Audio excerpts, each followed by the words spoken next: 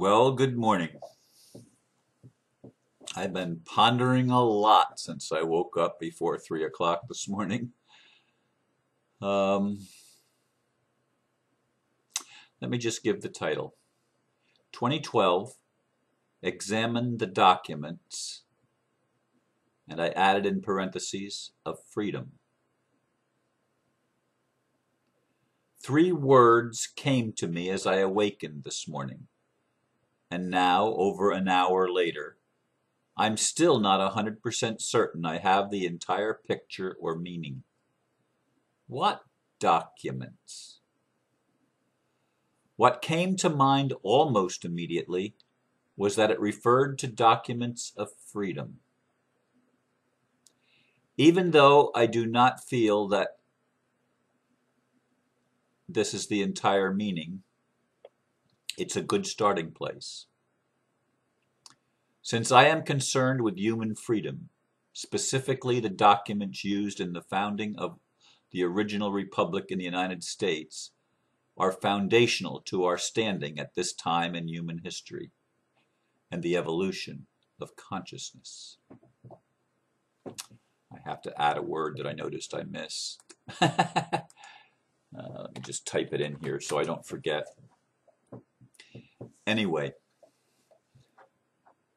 this goes along, I guess, to talk today with yesterday's talk, which was titled Standing as Sovereigns in an Alien World. And the idea of freedom has, for several years now at least, been an important facet of my life and my thinking, my activity, what I study, what I look at. And it's important when we're dealing with such things to understand the basis or the foundation of where our freedom comes from. Freedom is an unalienable or inalienable right. Freedom is granted to us in our creation, being born as human beings. We were born free and destined to experience freedom. Yet, the human experience is anything but one of being free. It's anything but one of experiencing sovereignty. In fact, almost everything in the human experience on earth has been the exact opposite of what we are told and what I believe is the truth, as foundational truth, that we are born children of the Most High God, of Great Spirit, of all that is, whatever, pick your name, it doesn't matter to me. It may matter to you, but it doesn't matter to me. We were destined to become fully aware and fully conscious of all that we are. Now, you cannot experience slavery knowing all that you are. It's impossible.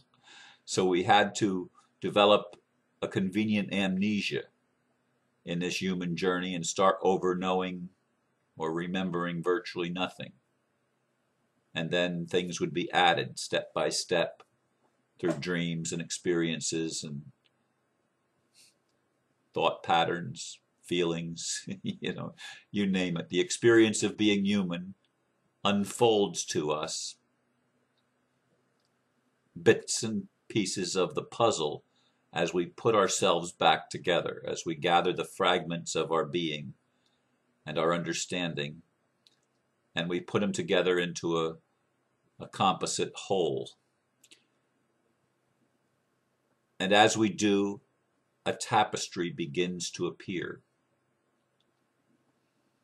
As I said, most of human experience has been one of slavery. We've lived on a prison planet. And even the people that are the so-called elite are prisoners to the game, to the matrix. They are as entrapped as the people who play the roles of victims. Everybody in this game is entrapped in dualism, where polarities are constantly at war with each other. There's constant conflict. And we have some answers that have been given to us down through the ages by people of vision, the ones we call masters or saviors, the ones whose names grace our religions, or sometimes not. Saint Germain, as I indicated yesterday, played a tremendous role. He was a man of vision who reputedly became an ascended master, and most people have no concept of what that even means. They haven't put those pieces together. I think we're all destined to be ascended masters. And so the message, examine the documents, that is a significant admonition. And freedom documents, because we are retaking our freedom, regaining the foundation and the understanding necessary to establish what it means to be sovereign, what it means to be free, to be liberated in our soul and our experience. Not just imagine ourselves to be free, but to really be free.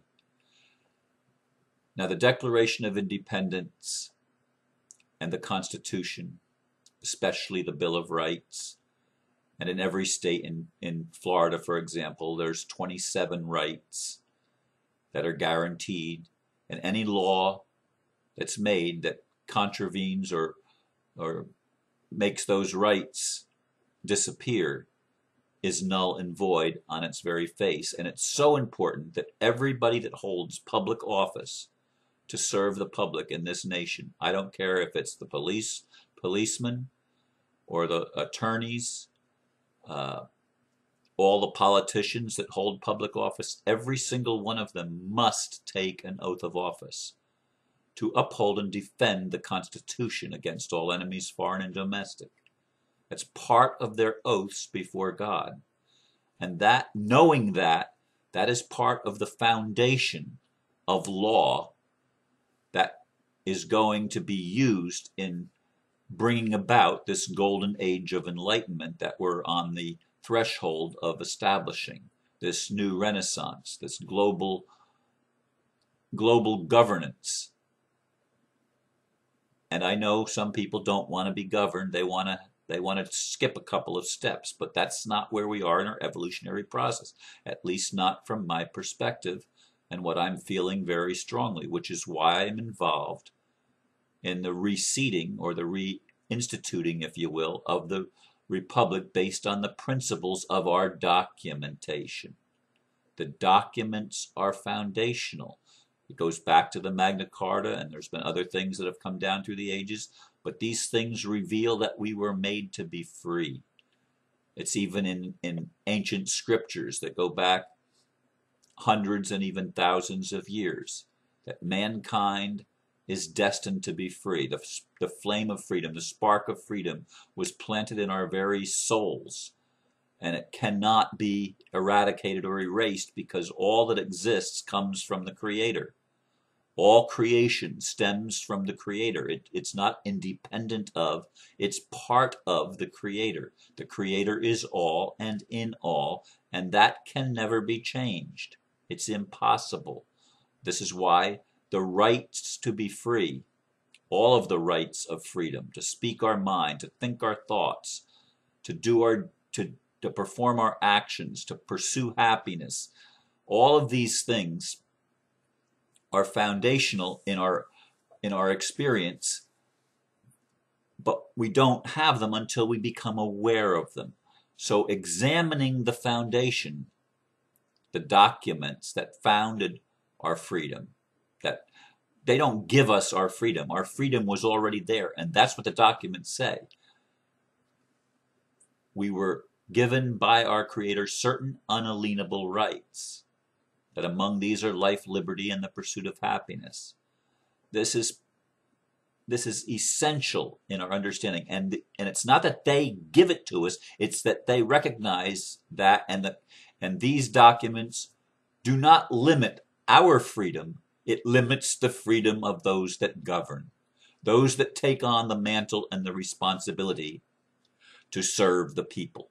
And they are public servants, whether they are the police force, the school board, the president of the United States, even the presidents of corporations, although they don't take the oath of office to uphold and defend the Constitution of the United States or for the United States. And I don't know that it makes all that much difference. Yes, they've changed a couple of words here and there, in unalienable to inalienable, and for the United States of America and of the United States of America. Yeah, they've changed some things, but they haven't changed a whole lot. They dumped the 13th Amendment so that they could get their lawyers in here to manipulate the matrix. They've done a very good job. We've done a very good job because we allowed it. We, the people, the 99%, we allowed it. And in this time, 2012, we are becoming more aware than we've ever been in the history of the human family. Certainly in a few thousand years at least. We haven't been at this point in our understanding. When I say a few thousand, it's probably more like 10 or 12,000 years, maybe 13,000 years since we've become this aware of who we are, that we are infinite and eternal beings, that we are interconnected with all of life. This has become foundational knowledge in our physics even, and our physics become the mystics. Our physicists, I should say, become the mystics. But examine the documents. Examine the documents. I have to go back and do that. I have Liber papers or Freedom papers that I have filed called the UCC-1. Maybe those are the documents that I need to look at more closely. But in any case, these principles are established in law. Now, I had a young fellow, or I assume a young man, from the Philippines that would like to become part of the Republic and wanted to know how he could do that, or she. And I don't know the answer. I don't know how people in other countries that don't have the foundation that people in the United States have can become part of the Republic for the United States of America. They don't live in this. They don't live on this land. And that is the law of the land. It's the recognized and established law of the land. And even though it's been pushed aside by politicians and people that have tried to manipulate the system and create the system of slavery that's been created, that cannot be erased. That is inherent and essential within the very makeup of this whole game. It's the higher matrix, if you will, the higher purpose, the greater meaning. And it cannot be erased. We are on course. We are destined to fulfill that which was prophesied, that we would be a free people. The indigenous people knew that. Every people on the face of the earth know that. And everybody wants the Republic. Everybody wants a government that is very limited. And it's there just to provide some structure and guidance, but not to dictate, not to control. Now, I was on the Republic call for the leaders last night, and President Tim Turner talked about Drake again. Drake came out with another statement that he would basically shoot Tim Turner if he ever saw him, Totally different attitude between Drake and Tim Turner. I mean, Tim Turner expressed appreciation for Drake and saw much good in what he was saying. Of course, it's a lot of things that Tim Turner has been saying and others in the Republic. But the attitude of the two men is totally different. Tim Turner is totally open willing to listen and actually publicly discuss the issues that are being raised by the Freedom Reigns people, which is not going to produce freedom, Tim says. And if you look at the attitude of the Freedom Reigns people, they're unwilling. They make up excuses why they won't back up their charges with actual communication trying to resolve the issues. They're not looking to resolve the issues. Tim Turner is looking to resolve the issues. Now, I'm seeing that my time is going, and I want to get to one other thing. One of the people on the call last night, and I've heard he seems to be on the call almost every single time that there is a call, and he's talking about merging with the Tea Party people, and especially the pro-lifers, and so that we can get right-minded people into the Republic. That's a warning flag for me. And I hear this from different ones that call in.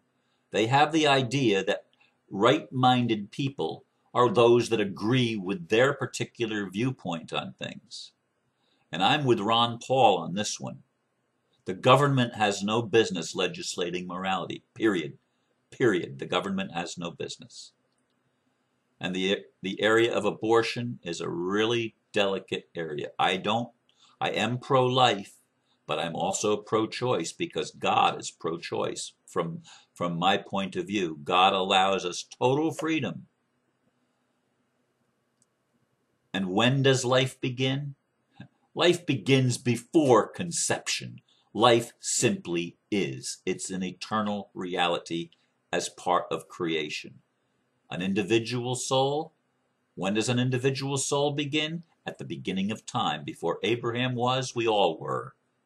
Before the foundations of the earth were laid, we all existed in God, and that's eternal and an immutable fact as I see it, as I understand it to be.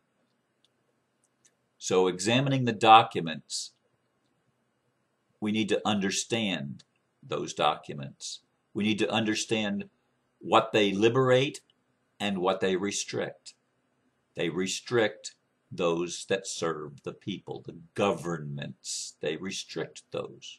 And it's the government's responsibility to protect the rights of everyone, not just those that we agree with, right-thinking people. That's crazy. That's nonsense.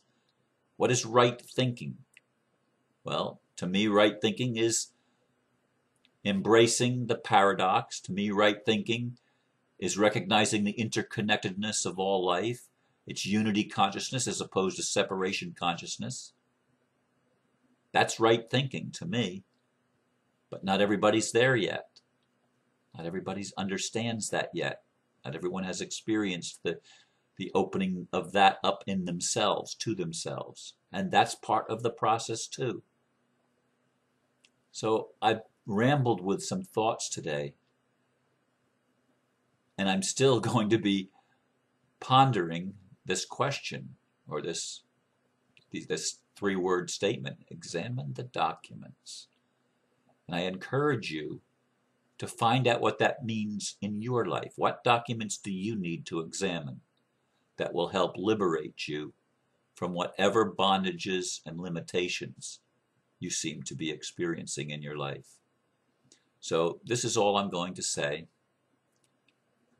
I thank you once again for listening. I appreciate your support in listening, and many of you listen every day, and I think that's fantastic. It's a surprise, but it's fantastic. Namaste. I really love you. I really do. And I want you to be free. I want us all to be free. Thank you.